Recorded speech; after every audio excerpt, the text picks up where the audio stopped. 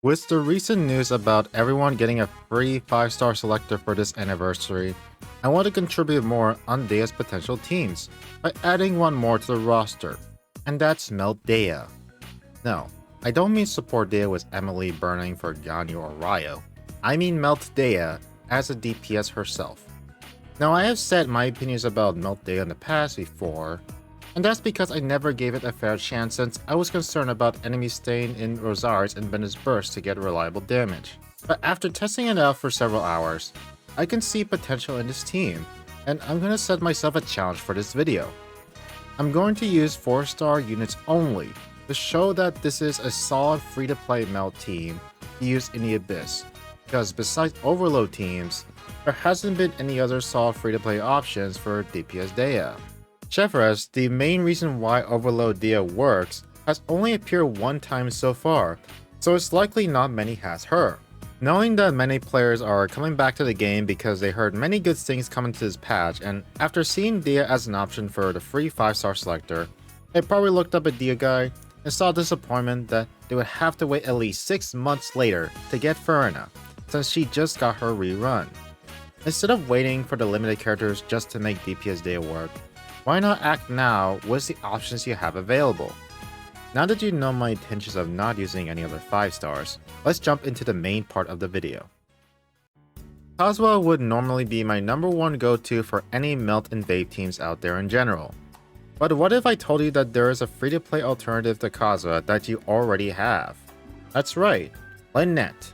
A cat girl with a kudere personality and is an excellent Veridescent set user to shred power and cryo resistances. Bennett has many qualities going for her.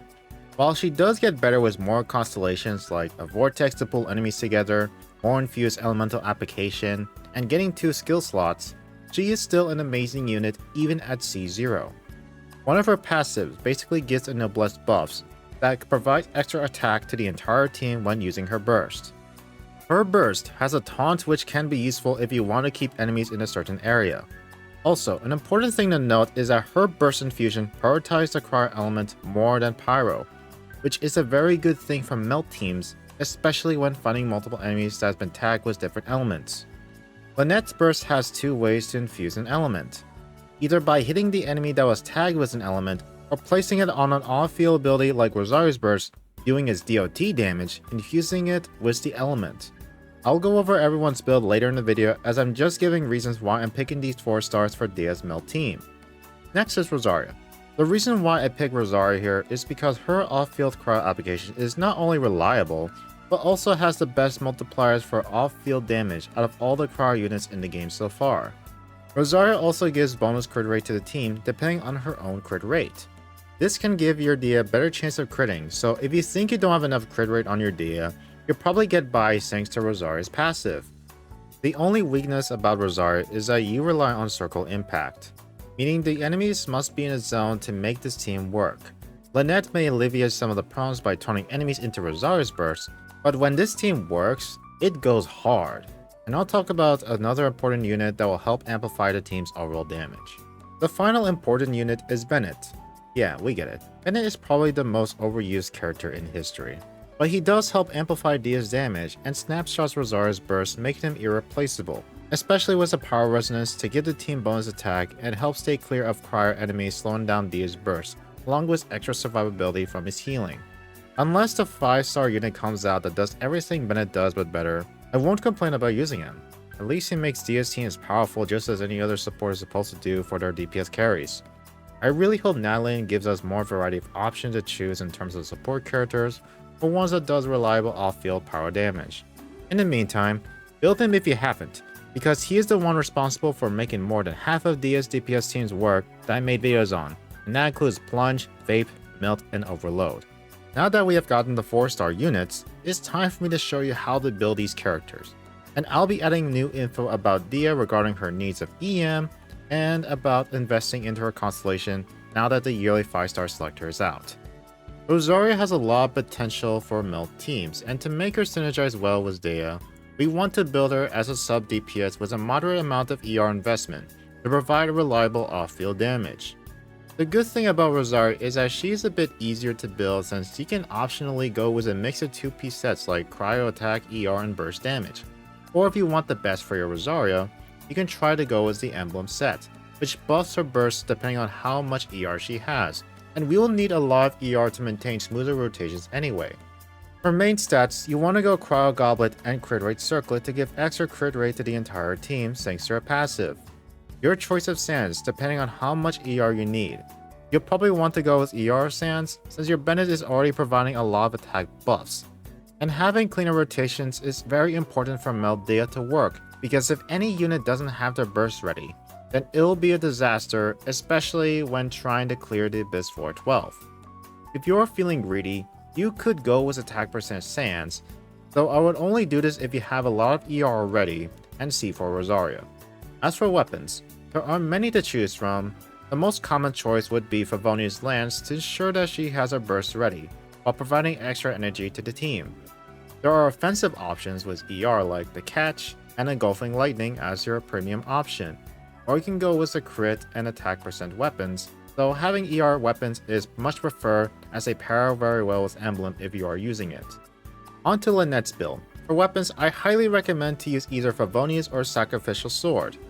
If you want to know my weapon preference, I personally like Favonia's more, especially at higher refinements.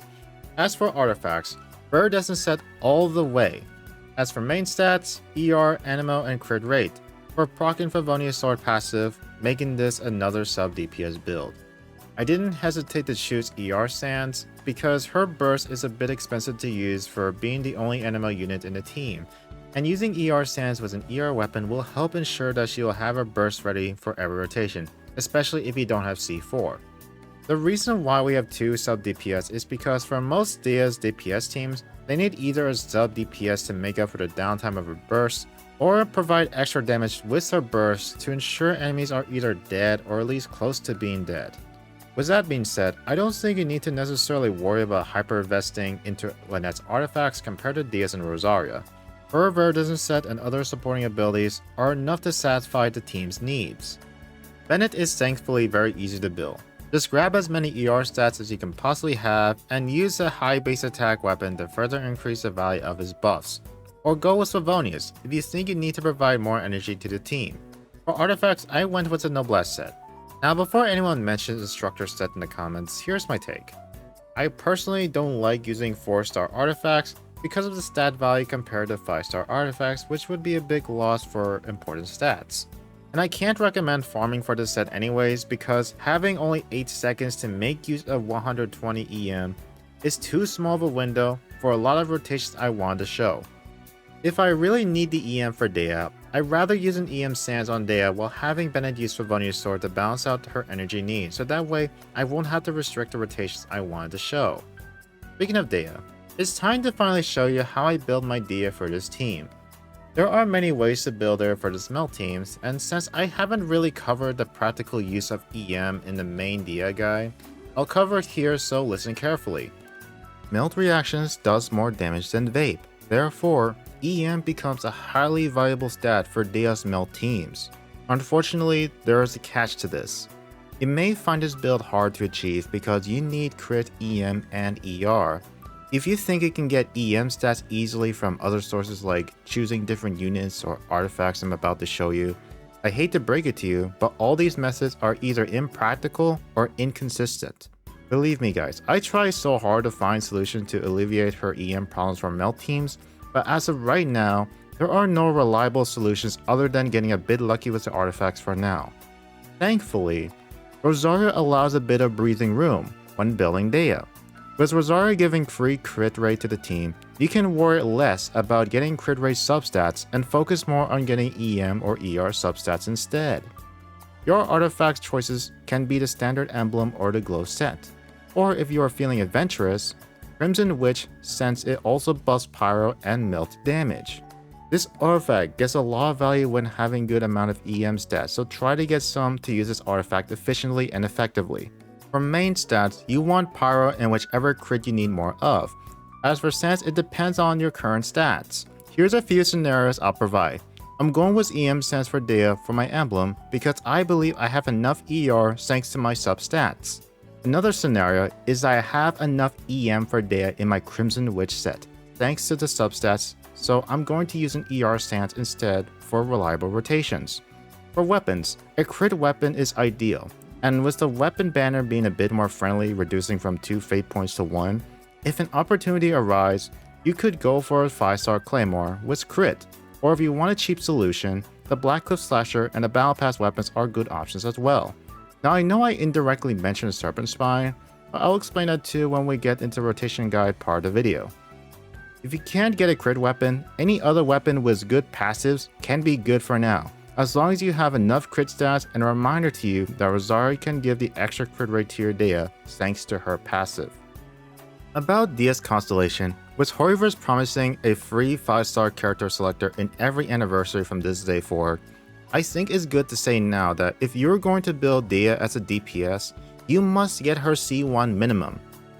If you can't get C1 right now, you can refer to my main Dehya guide that explained Burgeon and support Dehya, but for DPS Dehya, there is really no excuse to not get C1 Dehya if you really want to build her as a DPS. It makes a huge difference in her damage, and it's not too far away to get with being 1 copy away. Think about it, if you get your first copy of Dehya now, and if you are unlucky with the 50-50 and never got C1 Dehya, you can easily get her by next year with another free 5-star selector. The more constellation Dehya gets, the better she gets over time, with C1 giving her the stats she needs to be a capable DPS unit, and it makes the use of her HP percentage ascension stats that would otherwise be useless. C2 gives her skill a longer field time, which is useful for Burgeon, Burning, and Tenacity buffs.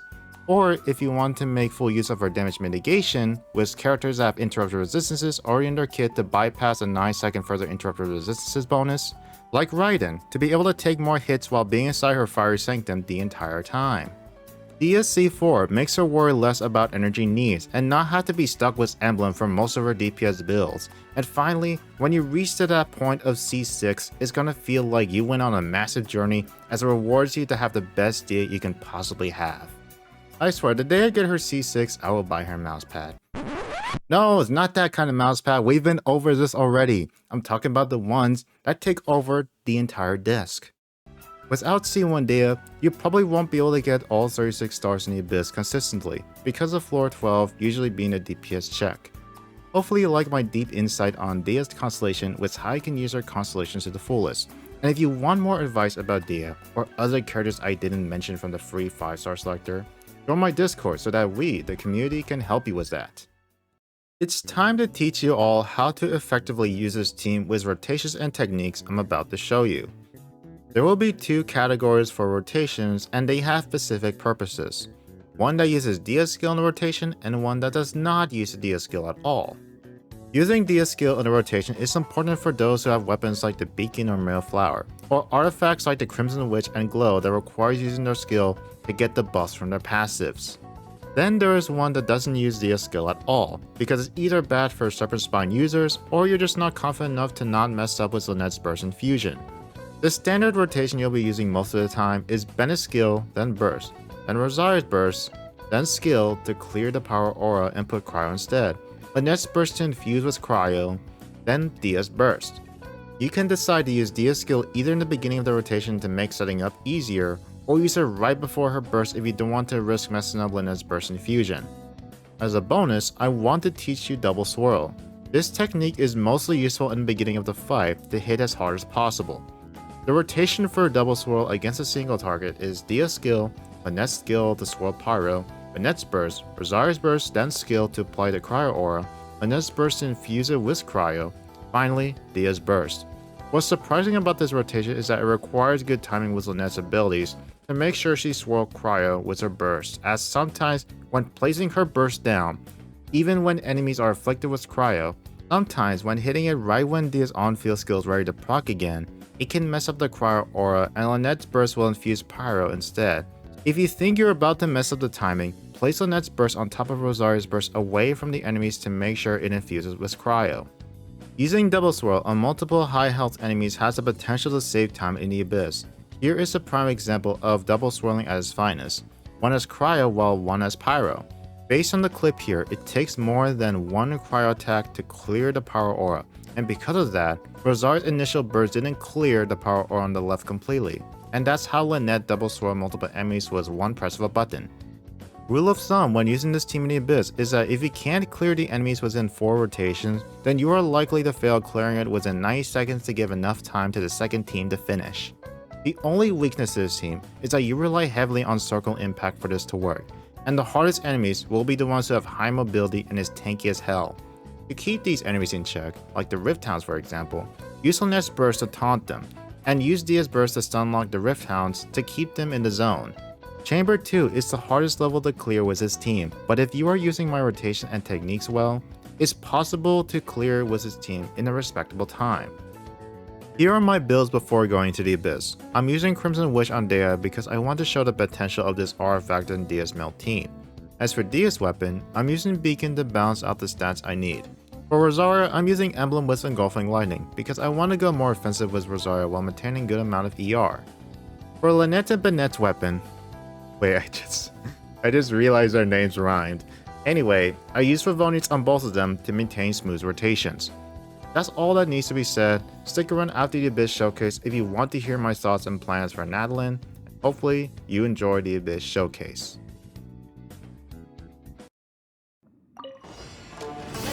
Over here! Everybody stand back! Lights out. You can't run! Let the magic be... Ha! You asked for it!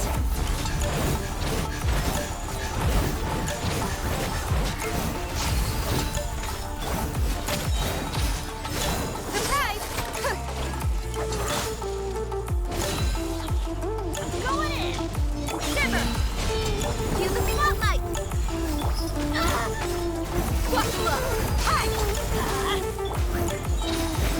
Yeah! Over here!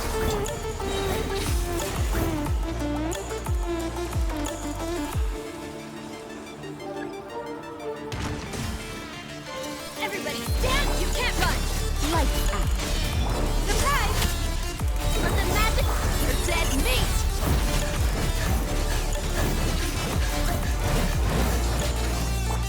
Look alive!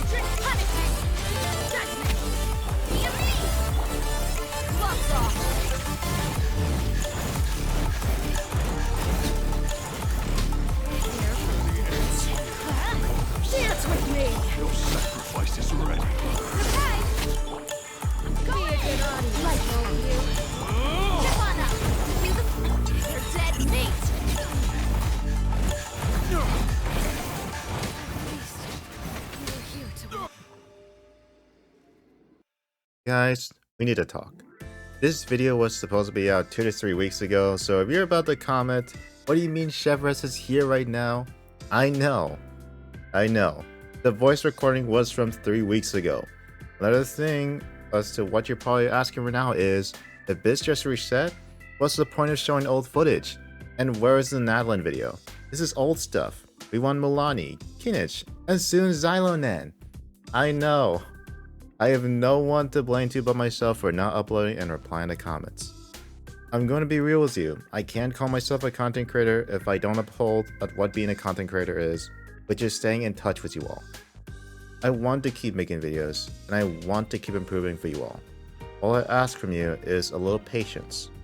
I'm not just a guy behind your screen only doing YouTube, but also a student who also just wants to have fun too. I could have finished this up last Friday, but instead I finally played Natlan, and I don't regret spending my entire weekend exploring Natlan. It was an amazing experience, and never had I thought something so simple as a cute baby dinosaur would be a big reason for me for wanting to continue to explore as much as possible before studying again. I was going to stress out about redoing the whole video, but just like Genshin Impact, YouTube is nothing to be stressed out about either, and should be treated as a hobby as long as I can get the message across of how good Melt Dehya can be. Thank you for watching the video. I'll try to respond to comments more, and maybe upload more, but I'm bad at keeping promises. At best, I may be slow, but you know what they say, slow and steady wins the race. I plan to explore more of Natlan, and I'll try to cook up a Dehya video with at least one Natlan character. If you want to talk to me outside of YouTube, join the Discord, as that's where I'm the most active in, and I can help you further explain Melt Dehya or anything else regarding my other videos. Thank you for watching, and we'll see what I'll be doing next.